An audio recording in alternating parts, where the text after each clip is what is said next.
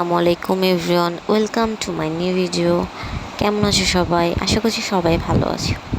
যাই হোক, আজকে আমি রান্না করব হচ্ছে রাইস। তো তার জন্য আমি চালটাকে সিদ্ধ করে ওটাকে ছেঁকে নিয়েছি, এখন ওটাকে ঠান্ডা হইতে দিছি। তারপর আমি এই যে সবজিগুলোকে একটু ভেজে নিতেছি। অনেকে দেখা যায় যে সবজিগুলোকে সিদ্ধ করে নেয়, বাট আমি সিদ্ধ করি না, আমি হচ্ছে কি এগুলোকে ভেজে নেই।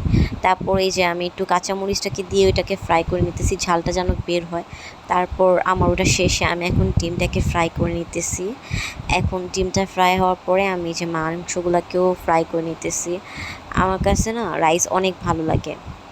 তো এখন আমার ওগুলো ভাজাভাজি শেষে আমি রাইসটার সাথে এগুলো সব সবজি মিক্স করে দিতেছি।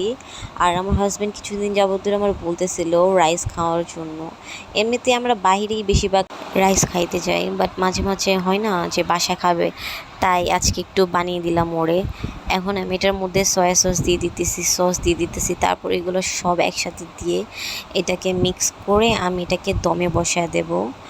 আর বাসার রাইসটা না অনেক ভালো হয় আমার কাছে, আর আমার রাইসটা অনেক ভালো হয় আমার হাজব্যান্ড বলে। তো এখন আমি এই যে আমার রাইসটাকে দমে বসায় দিলাম। এখন এটা হইতে সময় লাগবে আরও কিছুক্ষণ। তো এটাকে দমে বসায় আমি এখন ঢেকে দেব। তার মাঝে আমি এখন মাংসটাকে ফ্রাই করে নিতেছি। এই যে আমার মাংসটা লাল হয়ে আসছে। চিকেন ফ্রাই রেসিপিটা আমি কখনো আরেকদিন দিব, একসাথে তো আর এত কিছু দেওয়া যায় না। তো আজকে আমি শুধু এই ভাজাটাই দেখাচ্ছি। এই যে আমার ফ্রাইটা হয়ে গেছে, আমি এখন এটাকে নামিয়ে ফেললাম। তারপরে আমি এই যে আমার রাইসটাকেও এখন মানে হয়ে গেছে, আমার রাইসটাও অনেকটা। তো আমি এটাকেও নামিয়ে ফেলবো। আমার ভিডিওটি সবার কাছে ভালো লাগলে লাইক কমেন্ট শেয়ার করুন। আসসালামু আলাইকুম।